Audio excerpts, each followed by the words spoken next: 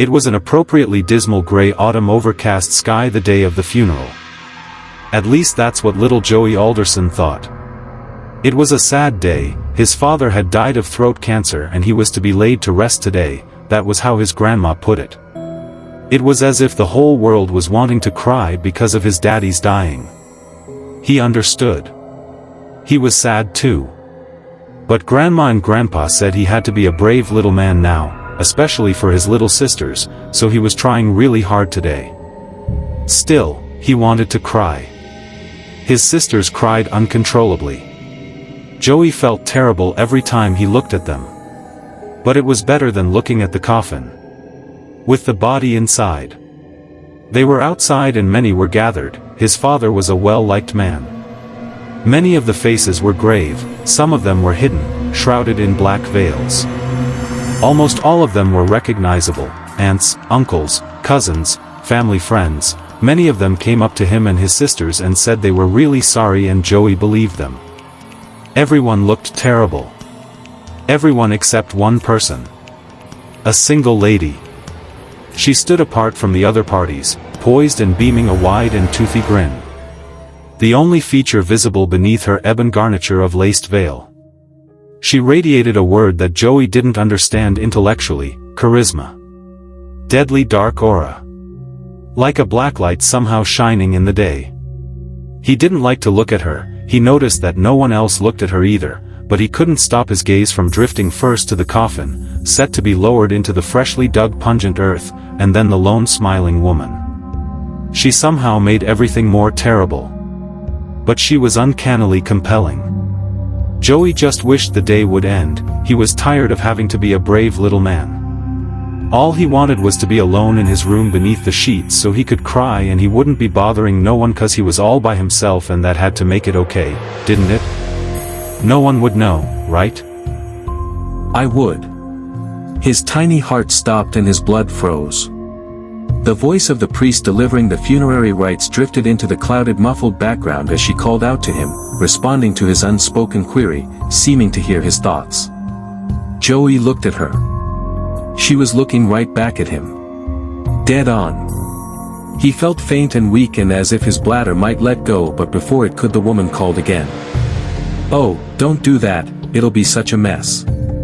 You're around all these people and plus, it's such a nice little suit." No one else reacted to the woman's calls. They all ignored her and kept their collective attention fixed on the coffin as if spellbound. Joey didn't want to say anything.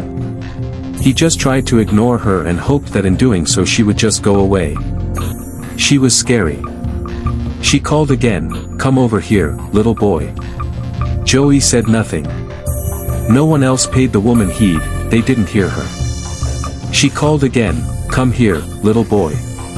Joey finally responded, though he still couldn't speak. He simply shook his head no as hard as he could. But it was no use. She bade him to come again. "I won't hurt you, little one, I just want to tell you something." "What?" He found his voice suddenly, though it was small and cracked and barely above a whisper. "I want to tell you a secret." "What is it?" "Something special. Something only we can know." As if in a trance, Joey found himself slowly sauntering across the gatherers of the service and towards the veiled smiling woman. No one paid his departure any kind of mind. In this trance, as he approached the veiled smile, the little one caught a glimpse of fleeting thought that just skipped across his mind: a fairy godmother of the graveyard. It was faint, just on the skirts of his mental periphery. It made him smile a little. He was before her now. She towered over him, monolithic. The widest smile. It refused to falter or to relax in the slightest. It was grotesque. Inhuman. Unnatural. "Who are you?" She laughed at that, as if it was a silly question.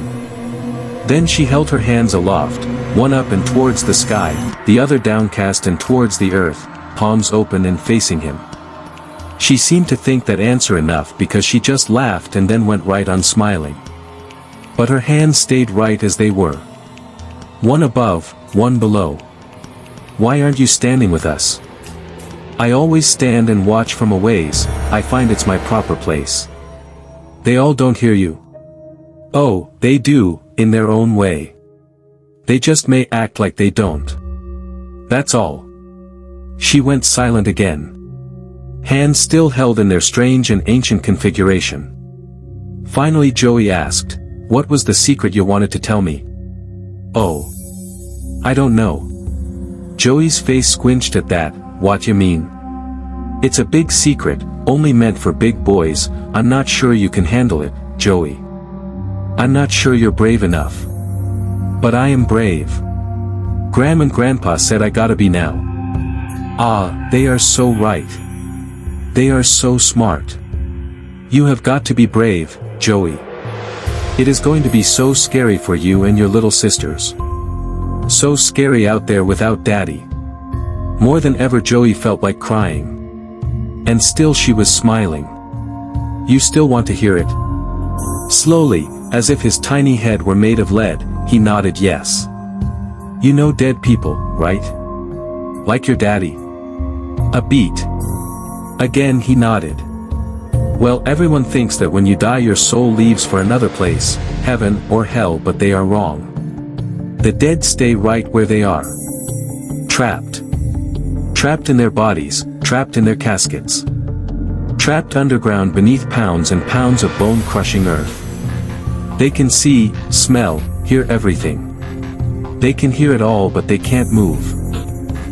Then she threw her head back and cackled to the sky. Her veil fell back and the rest of her features above the obscene grin were made bare, but Joey dared not to gaze upon her exposed true face. He turned and bolted. Running faster than he ever had or ever would again, without any destination or care for the rest of the funeral service, because deep down in the cold instinct of his heart he knew exactly what she was. He knew exactly what that terrible thing hidden in the veil really was. Which? And still she cried after him, in her mad and cackling voice, "The earth is filled. The earth is filled with corpses that wish they could scream. The earth is stuffed with rotten maggoty bodies that wish they could scream. They wish they could scream. They wish they could scream." It was close to an hour after the service before his grandparents finally found little Joey hidden inside an old mausoleum, scared to death and refusing to speak. It was the strangest thing, they just out of nowhere lost track of the little guy. But, it was to be expected in a way, all of this.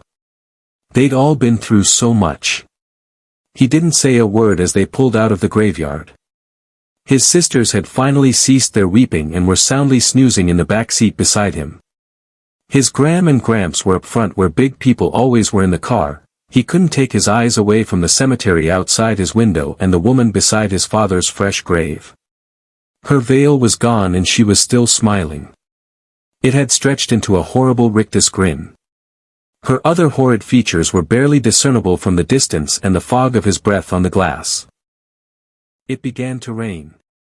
Through the fogged glass, the distance was growing. It was difficult to tell. The shape of the woman grew. The fairy godmother of the graveyard. And even though they pulled away, little Joey Alderson never took his gaze away from her and the cemetery where his father and the others were now forever held. The end.